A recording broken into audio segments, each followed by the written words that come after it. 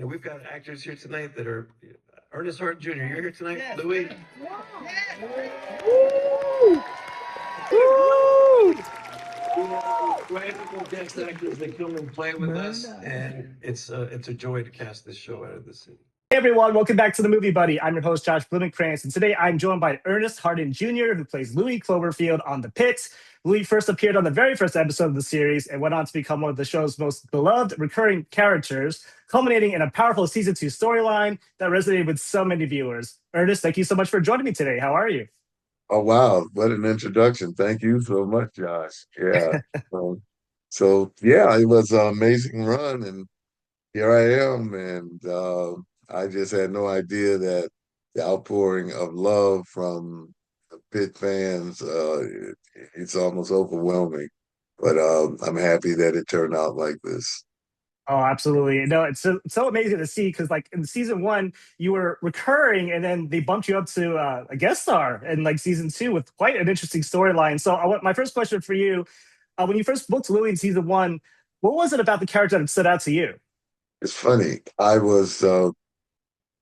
read for something else, and Oh, I read for another character, and I really wanted that part. It was kind of a nice part where the uh, the older man was talking to Whitaker mhm. about him being the first time doctor in his family and how proud his parents must be and all of that. And I thought it was just great scene. I thought it was just going up for one episode.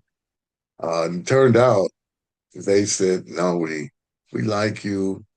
I had to come in and read for it in person. And I read that character, and they said, we like you, but we want you to play Louie, the drunk. And I was like, oh man, another black man drunk, you know what I Yeah. mean? And so I kind of was, I wasn't, it was like, hey, but I'm on a show, I'm happy. And I didn't realize plans they had for that character. So when it came on, I saw that particular character and I saw who got it. I've forgotten his name now, but he used to kill it in commercials. He was in every commercial. Mhm. He was a kind of a commercial star. And so I said, okay, he got the role, as actors. We looked to see who got the part that we went up for. And I saw him in one show and he was good. And then the next show, he was flatlining. And I knew that Louis, that character, was going to go on. I said, oh, sometimes you be careful what you ask for. You know what I mean? And and it turned out to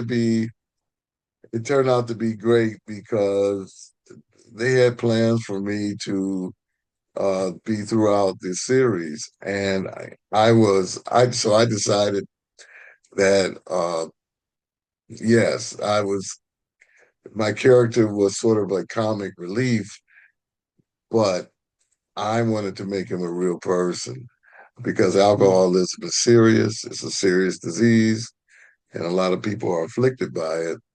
And so I Yes. decided to take him in that direction. And they didn't stop me. They liked the fact that I did that. And I think that's what culminated to having so many fans because now all the Instagram, email, and everything that I get from people from all over the world, they're talking about how so many people were affected by the same affliction that with alcohol that Louis had. And they said, "Oh, my grandfather went through this. My boyfriend, my mom, my dad. So it made it all worth it to just try to make Louis as real as possible." Absolutely. And you mentioned it, like you make sure the audience saw the humanity behind his struggles with addiction. What do Mhm. you think? How do you Even think though that? he had a good attitude, he had a good attitude throughout. Even though he had gone through what he had gone through, his attitude was good. So I think that's what drew people in and make them really say, "Oh yeah, I like this guy." It just was likable, but he was going through hell. Absolutely. He was positive throughout all of it. And speaking of the addiction, from season 1 to season 2, it was a massive change, I think. And then when you found out Louis was coming back in season 2 with a larger role, what excited you most about revisiting that character? I never thought that I would. They always told me that I'd be throughout, but I never thought that I'd be bumped up, you Mm, know.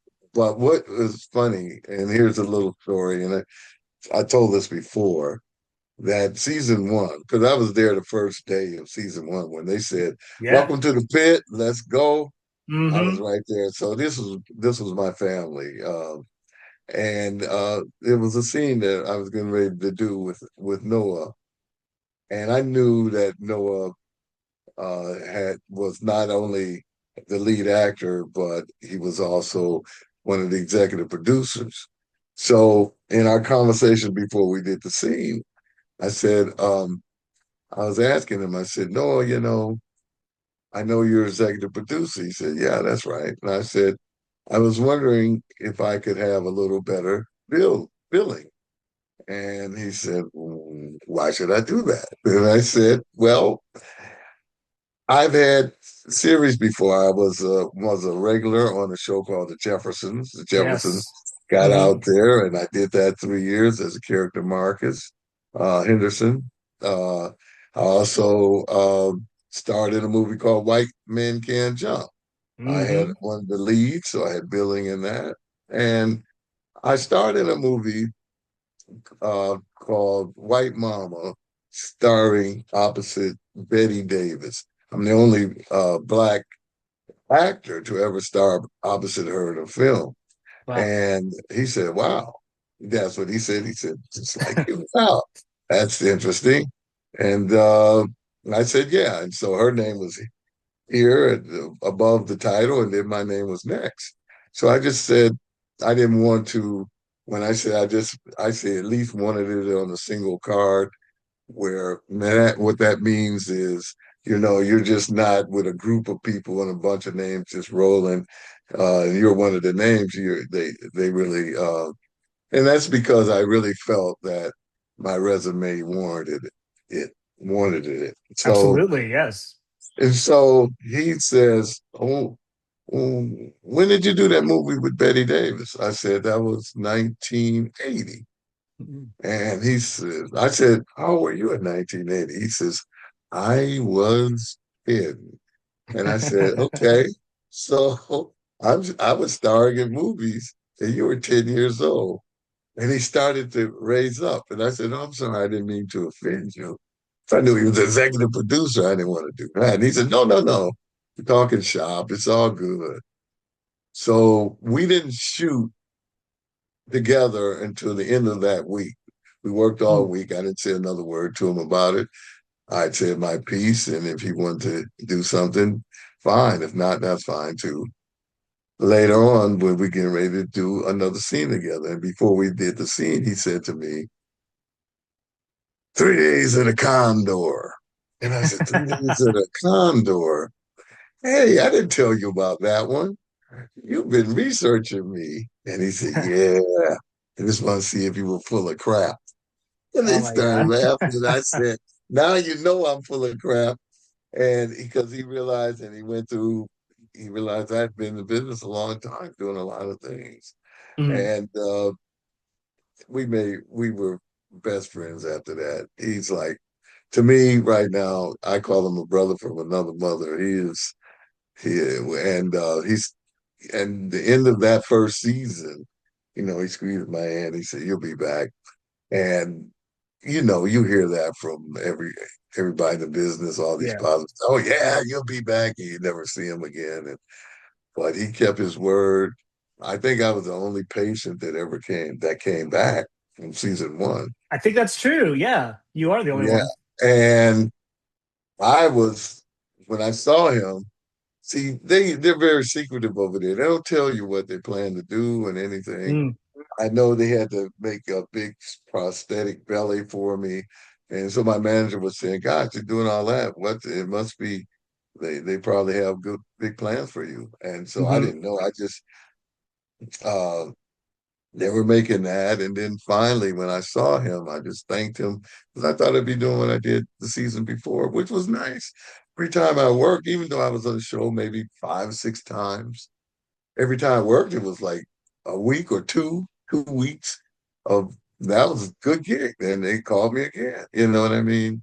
But they said, I thanked him and he said, I said, so it's going to be similar to what I did before. He said, oh, no, you got a lot of work to do. You're in every one.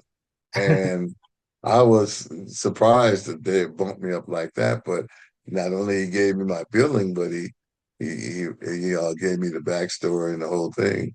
So I was just that's pretty much how it happened. And Mhm. I would tell any young actor, um, a closed mouth doesn't get fed. That's right. So, you know, take advantage of your situations because you never know who you're talking to.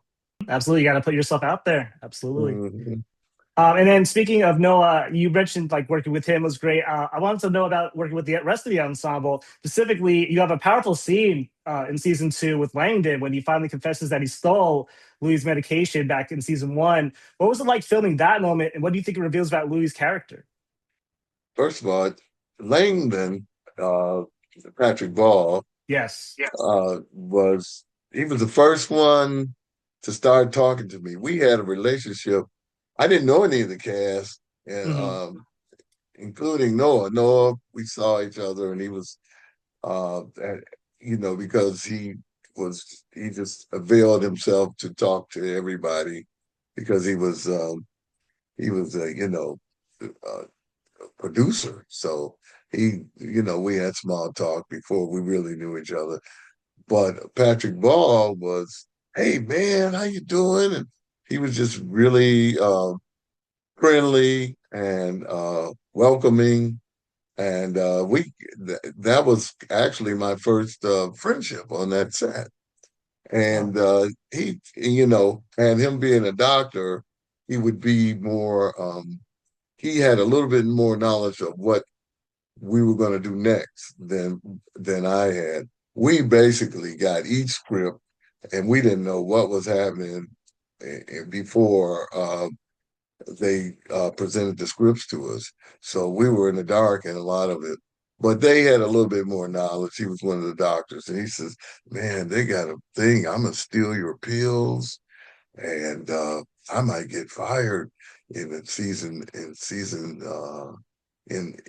show." We weren't at that point when he told me that we didn't know we were going to have season 2 yet. So this was Mm-hmm. before, but he knew storyline. I said, "Really?" He said, "Yeah." I'm thinking, "Your pills, really? Okay." So I knew I was in the mix for something, and we turned out that and as you saw the pit, you can tell that the story ended up he the one taking my pills, and he was and the whole thing. And so I was and we talked about that and our friendship.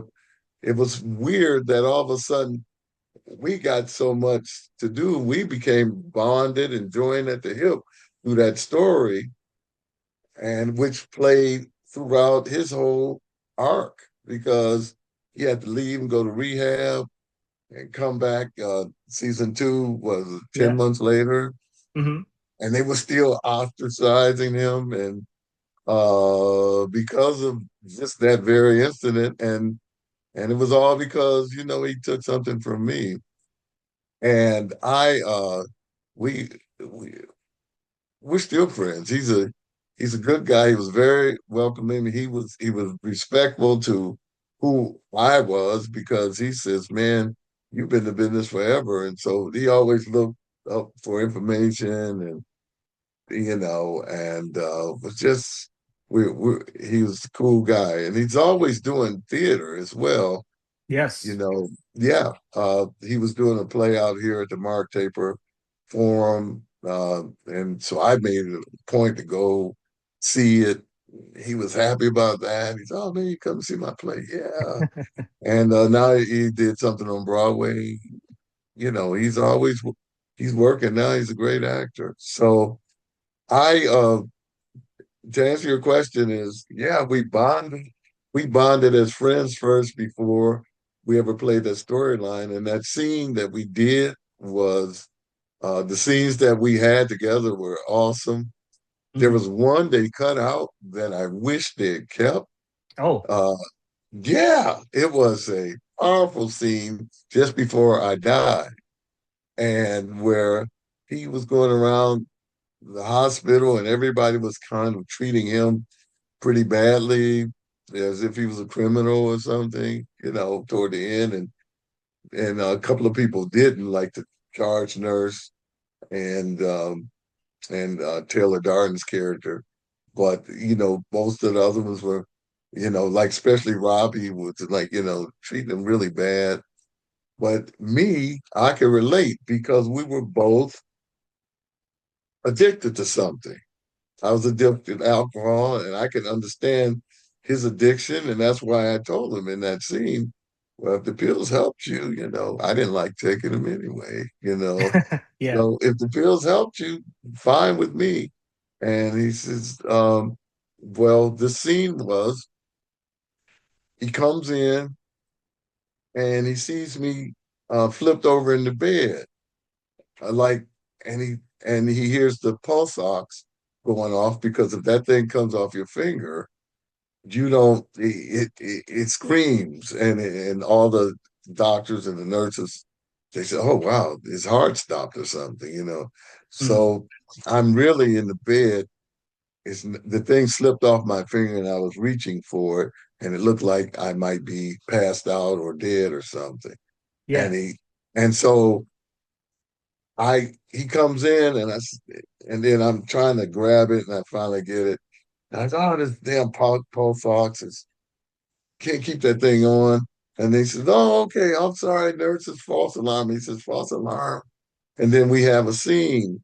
I want to get out of there, man. I've been in here all day. I'm ready to go. And he says, well, I can't authorize that now. They demoted me. I mean, because of the pills. Yeah. And I said, oh man, don't worry about that. Think about your family. Think about your dog who's tearing up your yard. Uh, you got a good wife. You got kids. You're a doctor, man. Just, things are going to be all right. The rest is just noise. So this was a good scene. I don't know if you've seen where we bump fists Hmm. in the promos, but that's what we ended up doing. He felt better. And I thought that was a perfect scene that would play out before they finally see my demise, because Yes. he comes back in, and when he comes back in, I'm gone. For real. He thought it was all your pulse ox again, you dropped it, da da da. And then all of a sudden they go through where they're trying to resuscitate me, but I'm really gone.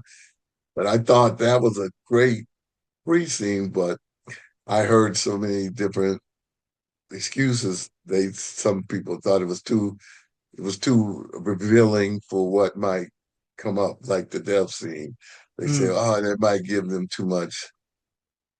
It might give them too much for some reason. They thought that it might be just it would what's the word I'm looking for? They just thought it might give too much information before my death scene.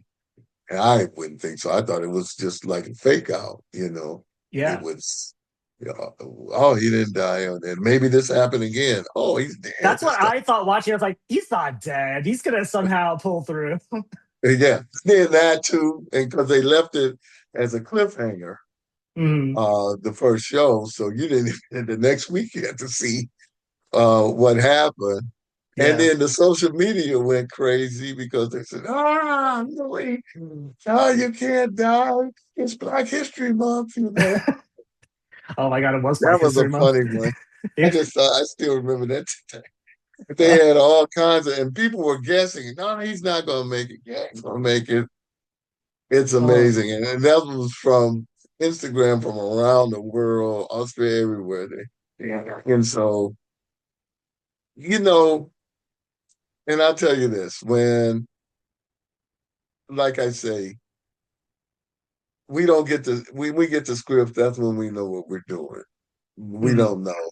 So I didn't know I was going to end up dead. And the people who were aware around the set and all that, this one guy blurted out, "You're gonna die." I was like, "Are you crazy? I'm gonna be here for 5 seasons. That's only 5 days in the pit world. Yeah. Somebody could be in the hospital for 5 days. So give me my 5 years. What do you mean die? Are you crazy?" So I didn't think, but then I would walk around to lunch and whatever, and people would stop me and say, "Oh no, not you! Oh, you can't die." And I'm like, "Why are these people saying this?" And then one that really got me was a script lady came and just hugged me and started crying, and I Mm, because they like me as Ernest being on the scene. yeah. And they knew, and I said, "Wait a minute, let me talk to Noah." And I said, "Noah, am I gonna die?" He said, "Sit right next to me. Let me talk to you." I said, he said, "Yes, but the America's gonna cry for you, that the whole world's gonna cry for you." And he said, "Just trust me, it's gonna be glorious." And I was like, "Yeah, it was. It was glorious." But I cried before because I didn't want to go. That Mm, was my family. They were plus, it was a good gig. I just didn't want to go. So before the nation cried, I cried months before that because I was gone. But it turned out he said, "Trust me," and I did, and everything he said has come true. And I became a fan favorite, I guess, because of that, especially the speech that they gave yeah, I after. wanted to talk to you Yeah. about that. So, like, we learned about the devastating loss of Louie's wife and unborn child. So, when did you learn that backstory? Did it influence how you played Louie throughout the season, or did you find out after the fact? I found out, well, not after. I found out a little before because they were asking for pictures. They first they were going to use pictures of me when I was young and all this, but they ended up just using a picture of a man and a wife, boy, young guy, and I knew pretty much the backstory when we were shooting. I didn't know at the beginning because I didn't know I was going to die. Right. Right, but I was. Yeah, I knew that backstory was heart wrenching. I even suggested that I wanted to say something myself, maybe have a backstory, have that backstory, but say it to maybe Langdon or something before I even. And this was what I was going through that brought me to alcoholism. But the way they did it was even better because the whole hospital got around me and was chiming in on how they felt about Mm, me and everything. And then Robbie finished it off with that speech. I just thought that was more powerful. And the telephone call where they yeah. realized that was who that I used as an emergency contact. They thought that was it was just hard. It was heart wrenching. I looked at it. There's a video that went viral where I was in my house watching it. I had my pillow and biting my pillow, watching my death, and that went viral. Mm. And everybody said, "Well, at least we feel better. Louie's got a nice home." He's watching himself, even though it's heart wrenching. So yeah, uh, but I don't know what else to say about that except that uh, it turned out to be probably one of the most powerful scenes in the pit this year. Yeah, Uh, it affected everyone. It was like kind of callous for like the rest of the season and how that was going to go, just for the whole staff for that day. And right? Louis' story, it just has resonated with so many viewers this season. And you're being considered in the guest actor category this award season for the Yeah, Emmys. What would that yeah. recognition mean to you? And what has it been like seeing audiences connect so deeply with this character? That's what I'm saying. It's they so many, like I said, through social media, I hear from everybody, and it's just been amazing that even one guy who was a professor in Pittsburgh. He teaches medicine or something. He Mm. says he uses me and my art in that show as an example to show his students how Oh. that goes. Yeah, I mean, what an honor. And so it makes like I was talking to Noah again, and he said, Ernest, that's what makes the work worthwhile. All the stuff that you do to try to make it as real as possible. And we have help through doctors. There are doctors all over that set who are making sure that you are portraying the illness or whatever you have accurately. And so I got help, and I was just a sponge trying to take it all in. And I'll tell you a little secret. I wasn't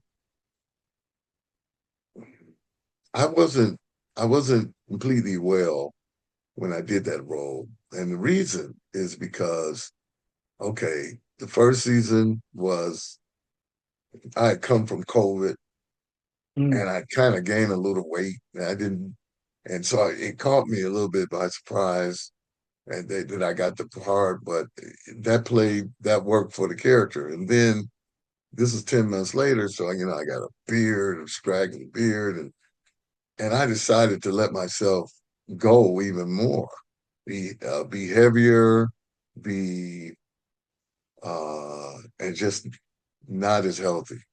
I was using the Robert De Niro method of acting, of like really trying to just be a part. Well, this is really the secret, because I have a friend that's my doctor, and I was having trouble at night sleeping because I couldn't breathe. I was having trouble breathing. Uh, I I refused to take any medicine and all that. I just wanted to be that deep into my character. I wanted to feel like here's a guy that hasn't been taking care of himself, and I was portraying that. But a lot of it was, I think I almost went too far because they didn't know it. But my doctor said, you about to have a heart attack, Ernest, Mm. on, and I said, he said, you should go in the hospital. We should see you to the hospital. I said, there's no way. There's no way that this is a role of a lifetime. This is no way that I'm gonna stop working. I said, it's up to you to keep me around. And his name is uh, Dr. Allen, and like I said, we're great friends. And he said, okay, I'll just keep an eye on you. But I said, you can't let anybody know this. And so a lot of it I was using from real life, how I was feeling and all that. I ended up, and I got through it. Some of the stuff, some of the scenes, I was like, oh my gosh, will I make it through? I was Mm. thinking that. But I never told the world, never told the soul, because if you mentioned that, that your fingernail hurts, they got a team of doctors around you over Oh there. wow. What? Taking me to there's the station right away. So I just kept it to myself. I they were very gracious in taking me places, so I never had to walk much. They would just ride me around to lunch, to this, to that, whatever you need, Ernest. And they were great at that. But how seriously I was sick, I never told anybody. So, Mm. and then afterwards, I started, when I finished the role, I started to take my medicine. I went to my friend Denzel Washington. He's a friend of mine. I've been knowing him for like 50 years. Mm. He was on Broadway, and he did a show called Othello. So Yeah. I went to New York just to check it out, and afterwards he came out. Ernest, you here, man? Get in this car and let's go. We went to his house, and and we spent the whole night together. He's telling me all the things he's doing, and what's this thing, this Pitt thing you're doing? It's a little show. I don't know. I hope it makes some noise. I'm just happy to be working. I'm not like you, Denzel. You doing everything, you know. But it was all good. We were because we've been friends a long time. So he told me, "Well, are you taking your blood pressure pills?" No." He said, "Man, you better take your blood pressure pills. You're getting that age, man. You're that age. You got to do that." And I wasn't, but I was thinking, no, I'm doing this for a reason. And I wasn't thinking, but later I got that serious thing, and I got through all of this. I started to take my meds and do all these things and start exercising a lot. And I'm back to normal, but I don't know if I ever do that again. Try to Is it that serious? Trying to do what you can to make a role realistic. And so, but the people saw it, and I'm up Yeah. for him. So what can I say? And I'm really happy how it turned out. And the doctor said, "I never seen anything like this." He says, "Nothing was going to stop you, Ernest." I said, "Yep, they would have to bury me at that set before I stopped doing this role. There's no way I could Wow. be in some hospital."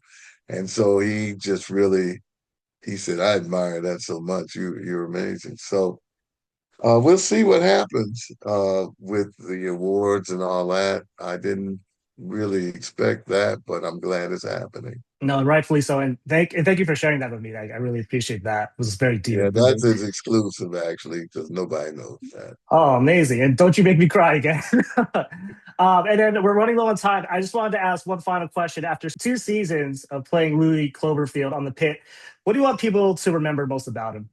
That Louis went through his situation and he had a great attitude, but Louis had to die.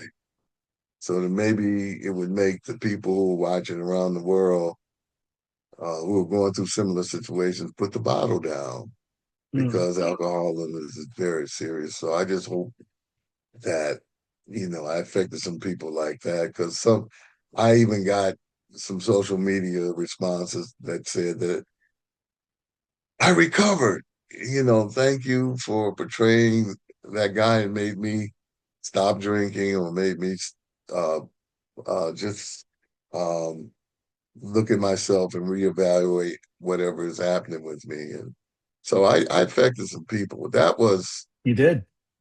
yeah. And so I am just really, and it's so funny. Even people, so many people cried. It was this guy that was like 6'8", 300 pounds. He came up to me, "Man, I cried for 2 days. Don't tell anybody." I said, "Brother, what's the word? I won't say it." So yeah, it affected people in a beautiful way. And that song, it's funny. I just went to a concert. I was invited by Andrew Bird. Uh, he did the music for that final funeral queen that I had. He wrote it, special song for me, and I got Oh, to meet him and his partner Gavin, and we. It was just the whole thing just turned out to be great. Those guys are great. What a hell of a musician Andrew Bird is. My gosh, you check his music out, and yeah. he's awesome. So this has been a hell of a ride, and it's still riding, still going. I got a movie coming out uh, supposedly in September. It's about the life of a guy named Harvey Brownstone. He's Oh, a good amazing. man too. Yeah, and he was a judge. He was the first openly gay judge in Canada. And David Arquette is portraying him in the film. And I have a supporting lead. And what my character is, you'll probably cry again because all the stuff that he went through trying to become a judge and refusing to hide the fact that he was gay. which took a lot of courage because you're Mhm. trying to get through the system to do something positive. You got a lot of roadblocks because they don't accept all that. And this, I play a professor in the college that he went to, who helped him get through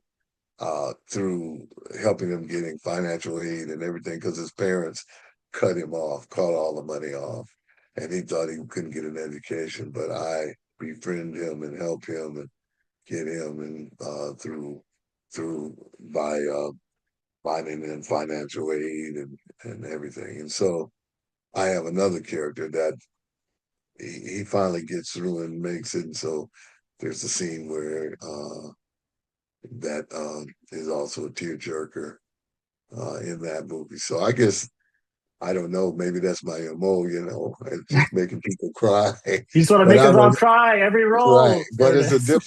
it's a different deal because I'm not homeless. I'm suited, and I'm a professor, and so it's a whole different thing. But I feel I'm pretty good about that movie too. It's called Without Prejudice, Without and prejudice. All right.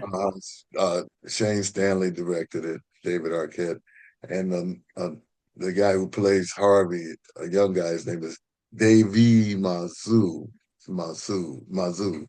He played. He was in a show called Gotham, and he played Bruce Wayne. Yeah.